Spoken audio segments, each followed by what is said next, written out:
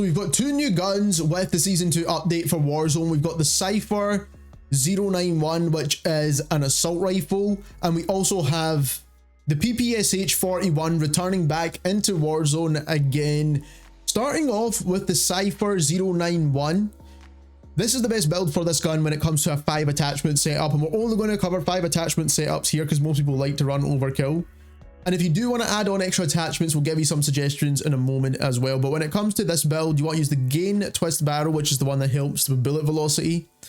Then we've got the vertical grip. Then we've got the extended mags 1, and we'll go on to explain why that is in just a moment. But you can use the extended mags 2 if you really want to. It does give you 60 rounds, which is insane, but I wouldn't really recommend it unless you're going 8 attachments on this gun. Then we've got the quick draw grip, which helps with ADS, and the recoil springs, which help again with recoil.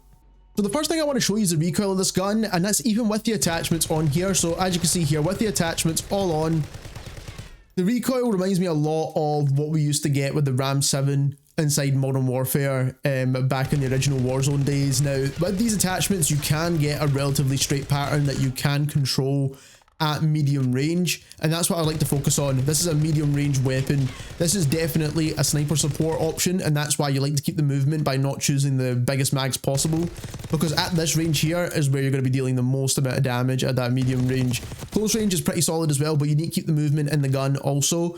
And then when it comes to like super long range, you can definitely hit your shots, especially if you go for an 8 attachment build, which you definitely can do.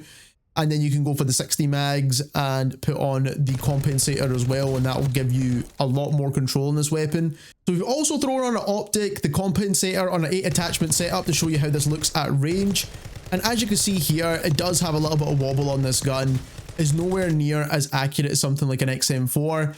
You're just going to be doing way better with an XM4. So even though it does look like it's going to output away more damage, trying to control this weapon is a little bit more difficult in my opinion. So like I said, it is more of a sniper support style weapon by far.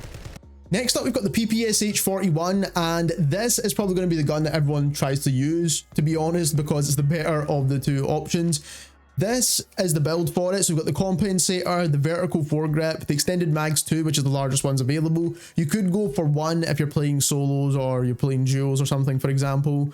Balanced stock for all the movement benefits that we get there, and then the recoil springs for the recoil control. Now, the vertical foregrip is definitely a must on this gun, by the way, and I'll explain why in just a moment.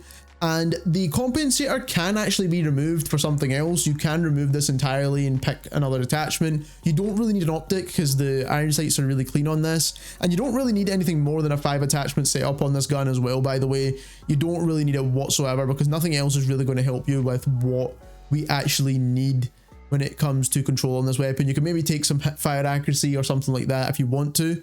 But getting on into the firing range, we're going to exactly show you what we're talking about here. So when it comes to the recoil, this gun does have a dramatic S-shaped curve with it. And this is with attachments, by the way. So as you can see here, it goes up and then up to the left. And if you have no attachments, it's even worse. So controlling this, you can definitely get it under control at close range.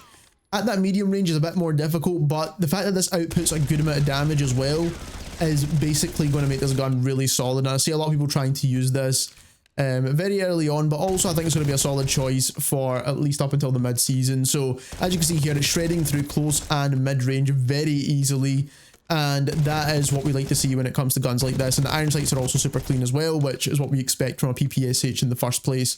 So like I said, this is a very solid gun. Obviously there's no movement attachments on this besides the one stock, but the movement on this is already pretty solid anyway. We can strafe pretty quickly as long as you're landing your shots, that is. And obviously the mag capacity is absolutely insane on this one. So that is this video. If you enjoyed it, don't forget to subscribe, and thank you very much for watching.